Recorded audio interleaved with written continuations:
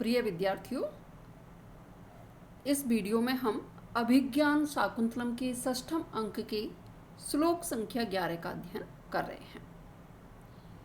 देखिए, राजा अंगुलीयकम विलोक्य अंगूठी को देख करके अरे इदम तावत असुलभ स्थान भ्रंसी सोचनीयम। हे अंगूठी, तुम उस असुलभ जो सहज ही प्राप्त नहीं होता है उस स्थान को या शकुंतला की उंगलियों में स्थान प्राप्त करके भ्रंसी गिर गई। यह अत्यंत ही शोचनीय शोक का विषय है। श्लोक देखिए, तव सुचरितम अंगुलीय नूनम प्रतनुमम विभाव्यते फलेन अरुण नख मनोहरासु तस्या च्युतम असि लब्ध पदम यत अंगुलीसु।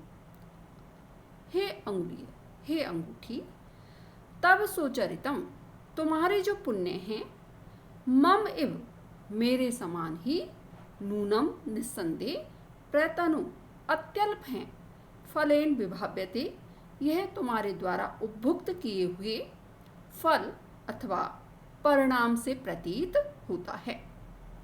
यत अरुण नख मनोहरासु, जो कि रक्तम आभा से संपन्न नाखूनों वाले मनोहर तस्या अंगुलिसु उस शकुंतला की अंगुलियों में स्थान प्राप्त करके, लब्ध पदम स्थान प्राप्त करके, च्युतम असी गिर गई अथवा वहां से गुम हो गई।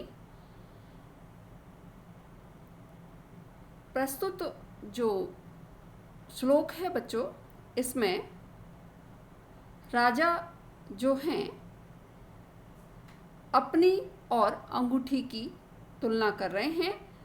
कह रहे हैं कि जिस प्रकार राजा को शकुंतला से मिलन का सुख अल्प काल के लिए ही प्राप्त हुआ, उसी प्रकार अंगूठी भी स्वल्प काल के लिए ही शकुंतला की अंगुली में रही, इसलिए उसका भी पुण्य कैसा है, अत्यंत कम है।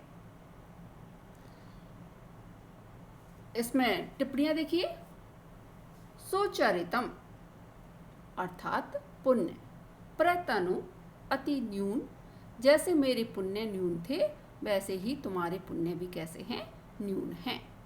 फलेन विभाव्यते, जो परिणाम तुम्हें प्राप्त हुआ है उससे यही प्रतीत होता है। अरुण नख मनोहरासु, अरुणई नखई मनोहरासु तत्पुरुष समास है। लाल नाखून सौंदर्य के सूचक होते हैं। लब्ध पदम, लब्धम पदेम पदम ये तत् बहुब्री समास है, जिसको स्थान प्राप्त हो गया।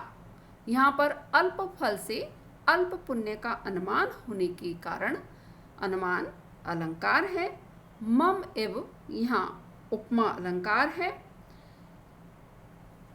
अल्प पुण्य होने से अंगूठी शकुंतला की अंगुली में अल्प समय तक के लिए ही रही।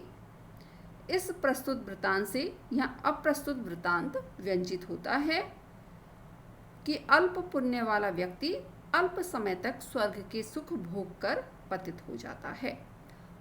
यहाँ इस प्रकार से समासोक्ति अलंकार भी है और अल्प पुण्य का कारण होने से यहाँ काव्यलिंग अलंकार भी है। इसमें पुष्पिताग्र छंद है, लक्षण है अयुजी न युग रेफतो यकारो, युजी च नजौ जरगास पुष्पिताग्रा। पुष्पिताग्रा अर्ध समृद्ध के अंतर्गत आता है। पुष्पिताग्र छंद के प्रथम और तृतीय चरण में 12 वर्ण होते हैं, जिसमें 2 नगण, 1 रगण, 1 यगण।